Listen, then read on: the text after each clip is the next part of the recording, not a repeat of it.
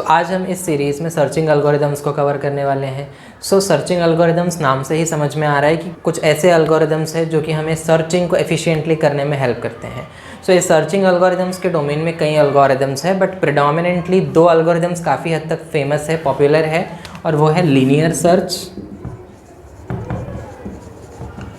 और दूसरा है बाइनरी सर्च। हम दोनों ही एल्गोरिदम्स को कवर करेंगे, दोनों के क्या एडवांटेजेस डिसएडवांटेजेस, कौन सा प्रेफरेबल है, किसकी टाइम कॉम्प्लेक्सिटी कम है, कौन सा इन दोनों में ज़्यादा सुटेबल है, ये सब हम डिटेल में देखेंगे। फ़िलहाल इस वीडियो में हम जो है लीनियर सर्च पे फोकस करने वाले हैं। अपकमिंग वीडियो में हम बाइनरी सर्च को भी देखेंगे। पहला पॉइंट लीनियर सर्च का, also known as sequential search. तो लीनियर नाम से ही आपको समझ में आता है कि एक ही लाइन में ये सर्च जो है कंटिन्यूसली चलने वाला है, तो इसलिए हम इसको सिक्वेंशियल सर्च भी बोलते हैं। इसका प्रॉपर डेफिनेशन यहाँ पे लिखा हुआ है that it is defined as a search technique that starts at one end and goes through each element. तो ऐसा एक सर्च टेक्निक है जो कि एक एंड से स्टार्ट होता है और फिर continuously go through each element of the list. तो हर जो भी हमारा लिस्ट है या एरे है जो भी है, कंटिन्यूसली एक एंड से स्टार्ट होता है, उसके बाद में हर एक एलिमेंट से ये ट्रैवर्स करते जाता है। कब तक? Until the desired element is found. मतलब जो भी एलिमेंट हमें ढूंढना है, जब तक हमें वो ना मिल जाए तब तक ये जो सर्च है, ये ट्रैवर्सिंग जो है, ये कंटिन्यू होता रहता है। या तो फिर हम क्या हो जाए, लिस्ट के एंड में आ जाए। यानी ये जो सर्च टेक्निक है ये तब तक चलेगा जब तक कि हमें एलिमेंट ना मिल जाए, या तो फिर हम लिस्ट के एंड में ना पहुंच जाए, यानी वो एलिमेंट होगा ही नहीं इस लिस्ट में। सिंपल सा एक सर्च है। यहाँ पे मैंने एक सिंपल सा एग्जांपल भी दिया हुआ है, फाइंड 24। यहाँ पे हमारे पास एक एरे है जिसके अंदर कुछ एलिमेंट्स लिस्टेड आउट है, हमें 24 ढूंढना है। तो स्टार्ट कहाँ से होगा? ये 0th इंडेक्स से स्टार्ट होगा। कंपेयर करेंगे हम कि क्या ये 24 के बराबर है, तो ऑब्वियसली नहीं, तो हम यहाँ से सेकेंड वाले पोजिशन में जाएंगे। फर्स्ट इंडेक्स के आइटम को अगेन हम चेक करेंगे, क्या वो 24 है? नहीं है, सो अगेन हम नेक्स्ट आइटम पे जाएंगे। क्या ये 24 है? नहीं, सो अगेन नेक्स्ट। क्या ये 24 है? नहीं, सो अगेन हम नेक्स्ट एलिमेंट में आएंगे। और क्या ये 24 है? सो हाँ, यहाँ पे हमें आइटम मिल गया है, सो जस्ट हम यहाँ पे स्टॉप करेंगे, आगे जाने की रिक्वायरमेंट नहीं है। अगर नहीं मिलता तो हम पूरा एंड तक सर्च करते करते जाते और लास्ट में यूज़र को बता देते कि ये जो एलिमेंट है ये हमारे लिस्ट में एग्जिस्ट नहीं करता। अभी मैं जो हमने देखा था एग्जाम्पल में लीनियर सर्च का, उसका पूरा स्टेप बाय स्टेप एल्गोरिदम मैंने लिख के रखा है कि कैसे हम इसे इम्प्लीमेंट करेंगे जब हम इसे प्रोग्रामेटिकली देखेंगे तब। सबसे पहले तो हमें एक एरे या लिस्ट, आप जो भी बोलना चाहो, दिया हुआ होगा। किसका? वो सारे एलिमेंट्स का, जिसके अंदर से कि हमें एक पर्टिकुलर एलिमेंट को सर्च करना है।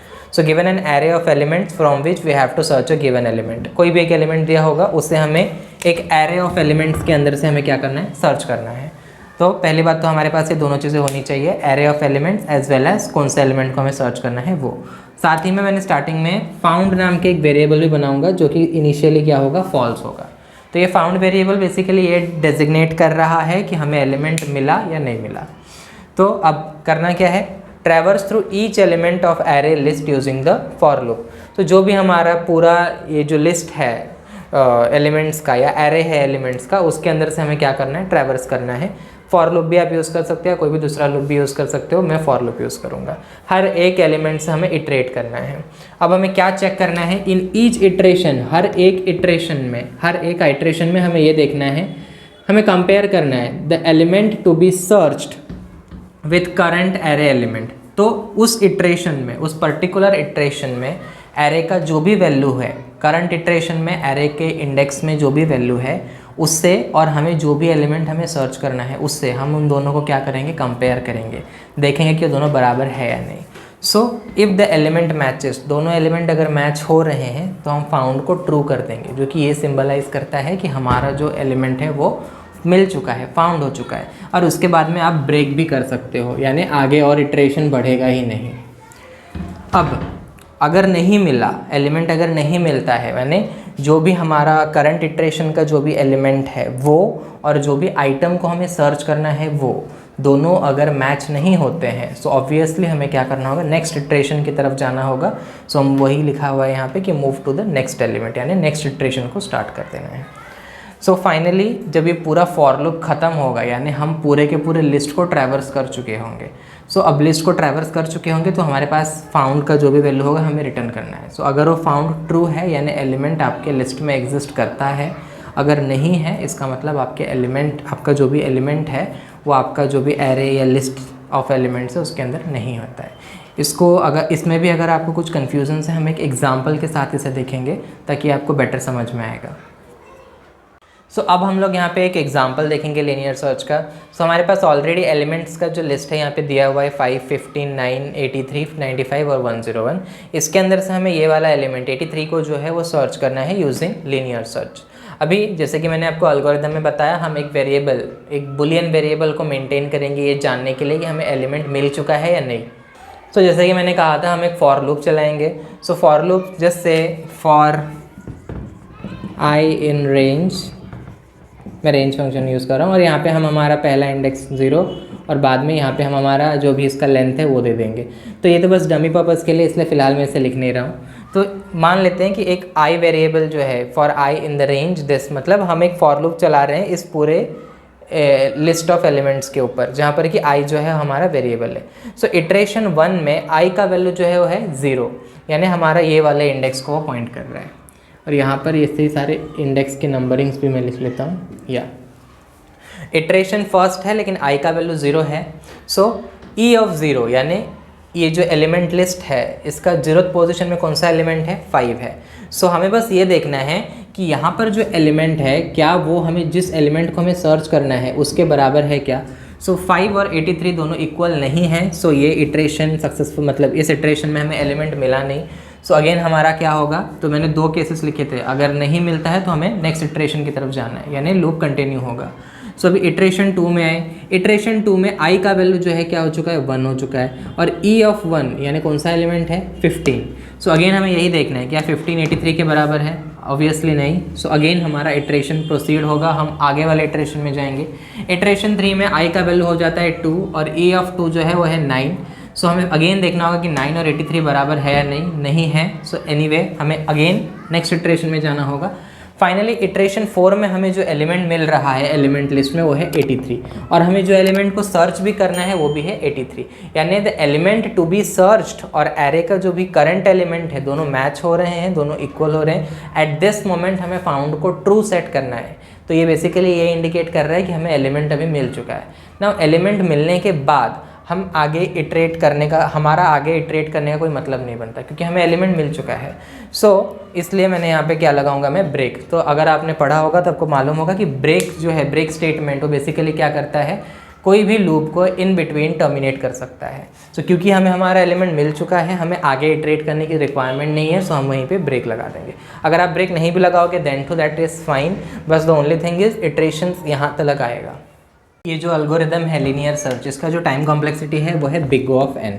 सो अगर आपने हमारे लास्ट वीडियोस देखे होंगे तो उसमें मैंने ऑलरेडी बताया था कि हम जो है टाइम कॉम्प्लेक्सिटी के केस में हमारा वर्स्ट केस जो है उसकी टाइम कॉम्प्लेक्सिटी हम देखते हैं। सो अगर आप ये एल्गोरिदम को ध्यान से देखेंगे सो सी, अगर यहाँ पे मैं तीनों केसेस ही बता देता हूँ कि बेस्ट केस कब होगा, एवरेज केस कब होगा और वर्स्ट केस कब होगा। तो जो हमने अभी एग्जाम्पल सॉल्व किया तो यहाँ पर जो एलिमेंट मुझे सर्च करना था वो इस इंडेक्स में मुझे मिल गया, जो कि समवॉट ना ही फर्स्ट है ना ही लास्ट है, इन बिटवीन आ रहा है। तो ये जो जब हमारा एलिमेंट समवॉट सेकेंड या थर्ड पोजीशन में है, सेकेंड या थर्ड इंडेक्स में है, तब वो है हमारा एवरेज केस। जिससे अगर हमें जो एलिमेंट को सर्च करना था वो 83 के बजाय 5 होता, तो जैसे ही हम सर्च स्टार्ट करते वैसे ही हमें हमारा एलिमेंट मिल जाता, पहले इटरेशन में मिल जाता, तो टाइम हमें काफ़ी कम लगता। तो वो होता हमारा बेस्ट केस। एवरेज केस जैसे कि मैंने अभी बताया, उस केस में हमें टाइम थोड़ा मॉडरेट लगेगा। अब अगर हमें 101 को सर्च करना होता, अगर हमें 101 को सर्च करना होता 83 की जगह, तो इन दैट केस हमें ये पूरा लिस्ट को ट्रैवर्स आउट करना पड़ता। तो वो है हमारा वर्स्ट केस। सो क्योंकि और वर्स्ट केस के केस में हमें सबसे ज़्यादा टाइम लगता है, बेस्ट केस और एवरेज केस से ज़्यादा टाइम हमें वर्स्ट केस में लगता है। इसीलिए हम लोग वर्स्ट केस में ज़्यादा इंटरेस्टेड होते हैं कि वर्स्ट केस में कितना ज़्यादा टाइम जा रहा है, because that is the most possible amount of time an algorithm will take. मतलब ज़्यादा से ज़्यादा कोई एल्गोरिदम कितना टाइम ले सकता है वो हमें उसका वर्स्ट केस बताता है। सो नाउ सी, क्योंकि हम यहाँ पे बिग O ऑफ n ही क्यों है, तो मैंने अभी बताया यहाँ पे हम एक फॉर लूप यूज़ कर रहे हैं इटरेट करने के लिए हर एक एलिमेंट को। सो मान लेते हैं कि अगर इस एरे में n एलिमेंट्स है, सो वर्स्ट केस में मुझे सारे के सारे n एलिमेंट्स को ट्रैवर्स करना होगा। इसलिए इसकी टाइम कॉम्प्लेक्सिटी हम बोल सकते हैं क्या है, बिग O ऑफ n है। सो फाइनली अब हम कुछ एडवांटेजेस एंड डिसएडवांटेजेस देखेंगे लीनियर सर्च के। सो एडवांटेजेस क्या है, simple and easy to learn. So बहुत ही सिंपल है ये, क्योंकि बहुत ही सिंपल मैकेनिज्म है इसके वर्किंग का। सिंपली एक फॉर लूप यूज़ होता है, सिंपल इटरेशंस है, तो बहुत ही सिंपल है अंडरस्टैंडिंग के लिए।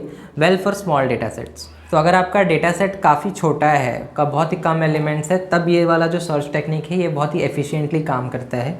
No requirement for any external sorting. So आगे हम देखेंगे, जब हम लीनियर सर्च के बाद हम बाइनरी सर्च देखेंगे तो उसमें हमें पता चलेगा कि हम जो एलिमेंट्स हैं उन्हें हम सॉर्ट करते हैं पहले। सर्च करने से पहले हम उन्हें एक पर्टिकुलर ऑर्डर, असेंडिंग नहीं तो डिसेंडिंग में सॉर्ट करते हैं, ताकि हमारा सर्चिंग जो है वो काफ़ी फास्ट हो। पर वहाँ पे ये होता है कि हमें पहले पूरे डेटा सेट को सॉर्ट करना पड़ता है, तो ऐसा कुछ हमें लीनियर सर्च में करने की रिक्वायरमेंट नहीं होती। सो ये कुछ इसके एडवांटेजेस है। डिसएडवांटेजेस ये है, not suitable for large data set. Obvious सी बात है, अगर आपके डेटा सेट में थाउजेंड्स ऑफ एलिमेंट्स है और उसके अंदर आप हर एक एलिमेंट से ऐसे इटरेट करते करते उसे सर्च करने जाएंगे तो ये काफ़ी ज़्यादा टाइम कंज्यूमिंग हो जाएगा सिस्टम के लिए। टाइम कॉम्प्लेक्सिटी जो कि बिग O ऑफ n है लीनियर सर्च का, is very high for larger data sets. तो लार्जर डेटा सेट में ये n का वैल्यू बहुत हाई होगा, तो टाइम कॉम्प्लेक्सिटी और ज़्यादा बढ़ेगा। सो ये कुछ एडवांटेजेस एंड डिसएडवांटेजेस है। अब हम इसके प्रैक्टिकल इम्प्लीमेंटेशन को देखेंगे। So let's switch to the practical part.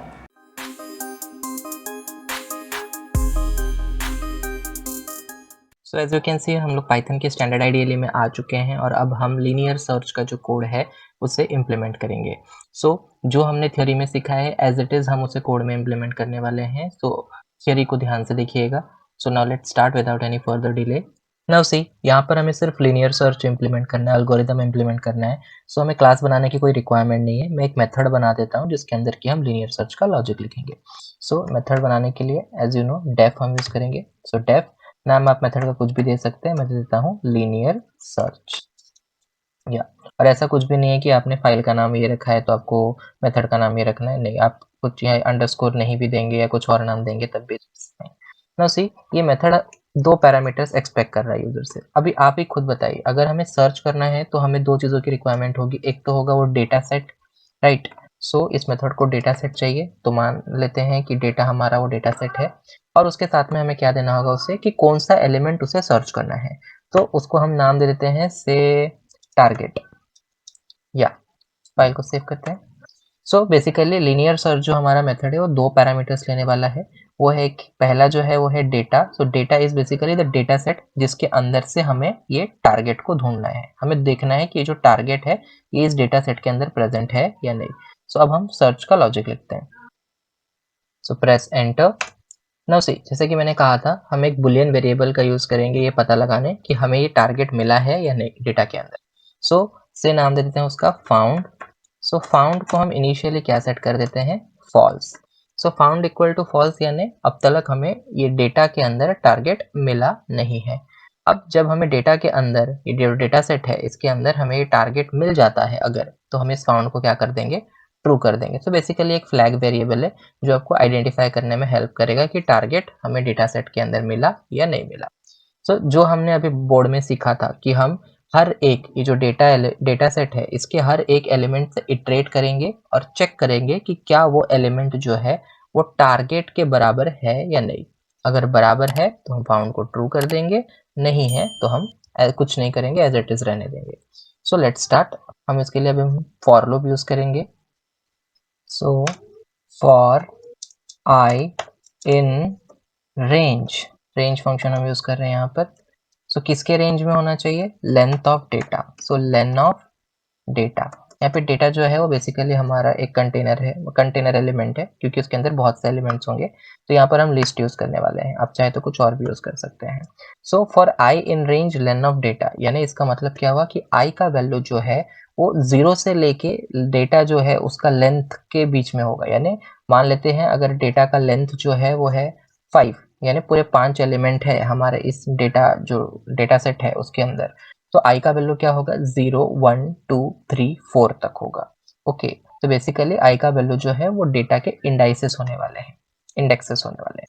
So for i in range length of data हमें क्या करना है, हमें ये देखना है, क्या देखना है कि अगर ith पोजीशन, डेटा के ith पोजीशन का जो भी एलिमेंट है क्या वो टारगेट के बराबर है या नहीं।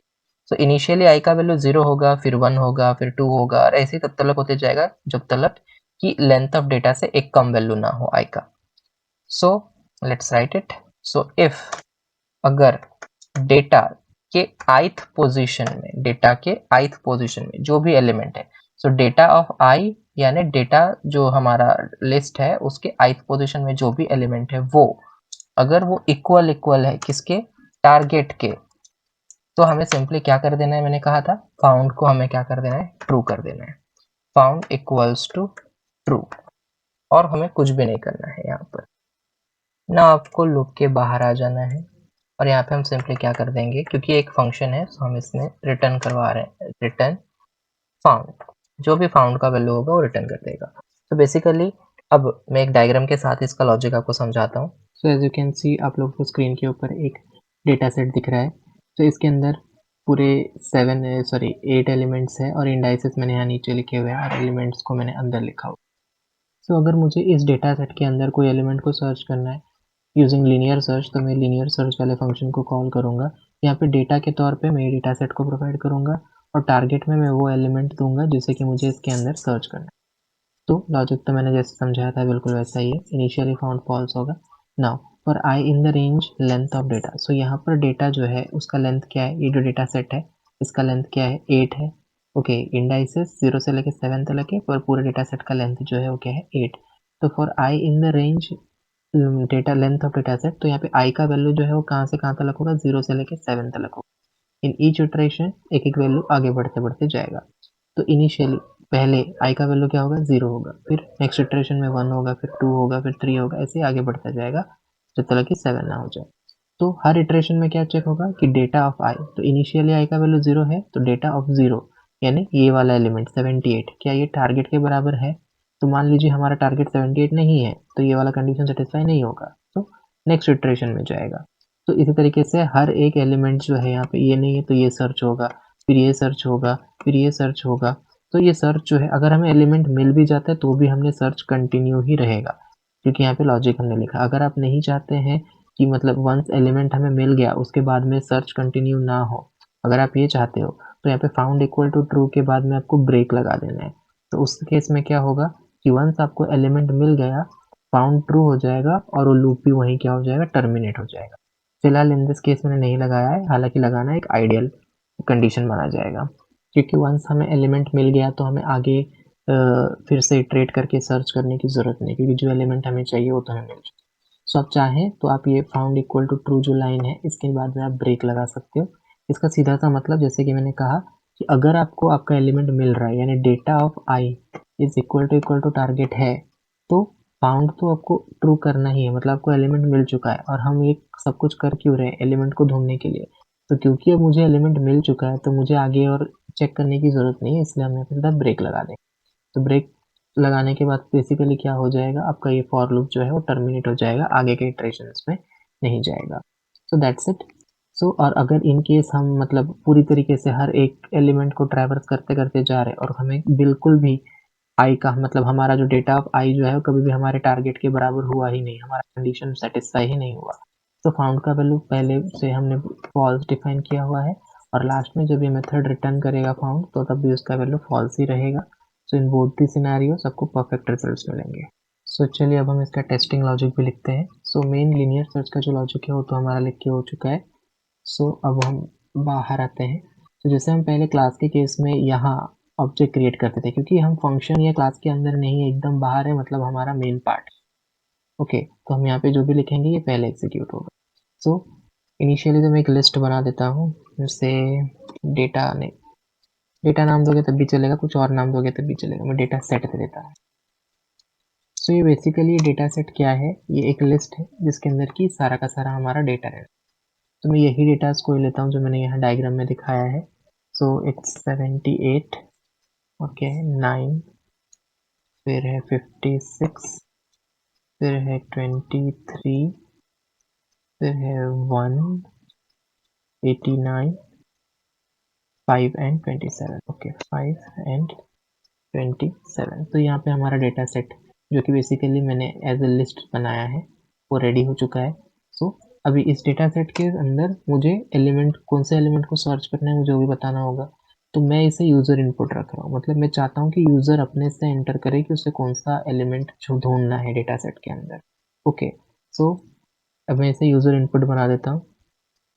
सो से मैं वेरिएबल का नाम ले लेता हूँ एलिमेंट। ओके, सो एलिमेंट यानी वो एलिमेंट जिसे कि मुझे ढूंढना है। सो मैं इनपुट चाहता हूँ यूज़र से। सो इनपुट, और आप क्या मैसेज देना चाहते हो इनपुट लेते वक्त। So enter the element to be searched, कौन से एलिमेंट को आपको सर्च करना है आप एंटर करो। ओके, अब ये मैं चाहता हूँ कि ये जो इनपुट है ये इंटीजर टाइप का हो, इसलिए मैं यहाँ पे इंट दे दूँ, यानी जो भी इनपुट आएगा उसे इंटीजर में कास्ट करके लेने की कोशिश करेगा और उसे किस में असाइन करेगा, एलिमेंट में। यानी ये जो इनपुट फंक्शन है ये यूज़र से एक इनपुट लेगा, वो एज एन इंटीजर आएगा और उसके हम किस में स्टोर कर रहे हैं, एलिमेंट के अंदर। एलिमेंट जो हमारा वेरिएबल है उसके अंदर स्टोर। तो एलिमेंट के अंदर वो एलिमेंट है जिससे कि मुझे डेटा सेट के अंदर ढूंढना है। और डेटा सेट तो आपको पता है ये वाला जो हमारा डेटा सेट है वही है। ओके, सो यहाँ इस डेटा सेट में कुछ एलिमेंट्स है, उसके अंदर से मुझे ये वाले एलिमेंट को ढूंढना है यूजिंग लीनियर सर्च। अभी तो इसके लिए मैं क्या करूँगा, ऑब्वियसली लीनियर सर्च वाले फंक्शन को कॉल करूँगा। So let's do that. So हम क्या करेंगे, लीनियर सर्च फंक्शन का नाम बिल्कुल प्रॉपर वे में लिखना है, अदरवाइज नो फंक्शन फाउंड का इशू आएगा। अब इस लीनियर सर्च को देखो, ये जो फंक्शन है लीनियर सर्च ये दो पैरामीटर्स ले रहा है, दो एट्रीब्यूट्स इसके, डेटा और फिर टारगेट। तो डेटा के तौर पे हमें क्या देना है, डेटा सेट। तो क्या है हमारा डेटा सेट का नाम, इधर डेटा सेट ही है, तो हम पहले एट्रीब्यूट में वही देंगे, डेटा अंडरस्कोर सेट। और दूसरा एट्रीब्यूट क्या होगा, वो एलिमेंट जिसे हमें ढूंढना है, यानी हमारा टारगेट। तो वो क्या है, एलिमेंट के अंदर स्टोर्ड है, तो हम यहाँ पे एलिमेंट दे देंगे। ओके, अब जब हम ये फंक्शन को कॉल कर रहे हैं ये कुछ रिटर्न भी कर रहा है जो कि बेसिकली फाउंड है। ओके, तो ये फाउंड के वैल्यू मतलब हमने जब इस फंक्शन को कॉल किया ये हमें कुछ तो रिटर्न कर रहा है, तो उस रिटर्न को भी हमें किसी में स्टोर करने की ज़रूरत है। वो जो रिजल्ट हमें रिटर्न कर रहा है उसे भी हमें किसी में स्टोर करने की ज़रूरत है, इसलिए मैं यहाँ पे एक और वेरिएबल बना दूंगा से रिजल्ट। तो बेसिकली रिजल्ट के अंदर क्या आएगा, ट्रू नहीं तो फॉल्स होगा, क्योंकि फाउंड का वैल्यू आइदर फॉल्स नहीं तो ट्रू होगा जो भी ये लीनियर सर्च रिटर्न करेगा। तो लीनियर सर्च बेसिकली जब ये फंक्शन कॉल होगा लीनियर सर्च तो क्या करेगा, इस डेटा सेट के अंदर इस डेटा सेट के अंदर ये एलिमेंट को सर्च करेगा। अगर उसको एलिमेंट मिलता है तो इस लॉजिक के हिसाब से सर्च करेगा, अगर उसको मिलता है तो फाउंड को ट्रू करेगा, नहीं तो फॉल्स ही रखा रहेगा और फाइनली वो रिटर्न कर देगा फाउंड। तो ये मेथड जो है ये फाउंड रिटर्न करेगा जो कि किसके अंदर स्टोर होगा, रिजल्ट के अंदर। सो अभी रिजल्ट के दो वैल्यूज होंगे, आइदर ट्रू नहीं तो फॉल्स। अगर ट्रू है रिजल्ट का वैल्यू इसका मतलब क्या है कि जो भी एलिमेंट है वो हमारे डेटा सेट में प्रेजेंट है। अगर इसका रिजल्ट ट्रू नहीं है, फॉल्स है, इसका मतलब जो भी हमारा ये एलिमेंट है डेटा सेट में प्रेजेंट नहीं है। सो हम इस कंडीशन का भी चेक लगा देते हैं क्योंकि हम यूज़र को एक प्रॉपर मैसेज देना चाहते हैं। सो इफ रिजल्ट, अगर ये क्या है, ट्रू है, अगर रिजल्ट ट्रू है तो हम प्रिंट करवा देते हैं क्या, कि element found. Okay, so element found in in data set. So यहाँ पे एलिमेंट के बजाय मैं जो भी एलिमेंट हम सर्च कर रहे हैं उसे ही दिखा देता हूँ। सो यहाँ पर हम सीधा एलिमेंट लिख लेते हैं, एलिमेंट कॉम, या सेव कर दिया इधर, कंट्रोल एस, या हो गया है फाइल से। अब अगर रिजल्ट ट्रू है तो प्रिंट हो जाएगा कि एलिमेंट फाउंड इन डेटा सेट। उसी तरीके से अगर रिजल्ट ट्रू नहीं है तो क्या आना चाहिए, element not found in the data set. तो जस्ट बोलो, यही स्टेटमेंट को मैं कॉपी कर लेता हूँ, या एलिमेंट यहाँ पे बस आपको दिखाना है not found in the data set. File को हम सेव कर देते हैं, अब हम इसे टेस्ट करते हैं। सो आप लोग देख सकते हैं साइड में यहाँ पे पाइथन शेल ओपन हो चुका है। So now let's run this file, run F5। तो यहाँ पर रन हो रहा है, जस्ट अ सेक, या तो यहाँ पे मैसेज आ चुका है, enter the element to be searched. तो कौन से एलिमेंट को आपको सर्च करना है, तो मैं एक ऐसा नंबर डालता हूँ जो कि हमारे डेटा सेट में नहीं है। से फॉर एग्जाम्पल मैं डालता हूँ 90, प्रेस एंटर। सो आप देख सकते हैं मैसेज आ चुका है 90 not found in the data set. अभी हम इसको फिर से एक बार रन करते हैं और एक ऐसा एलिमेंट डालते हैं जो हमारे डेटा सेट में प्रेजेंट है। से मैं डालता हूँ 27। तो अगर मैं 27 डालता हूँ और सर्च करता हूँ तो रिजल्ट आप देख सकते हैं 27 found in the data set. So I hope आपको ये समझ में आया होगा। So that's it for the linear search. Thank you.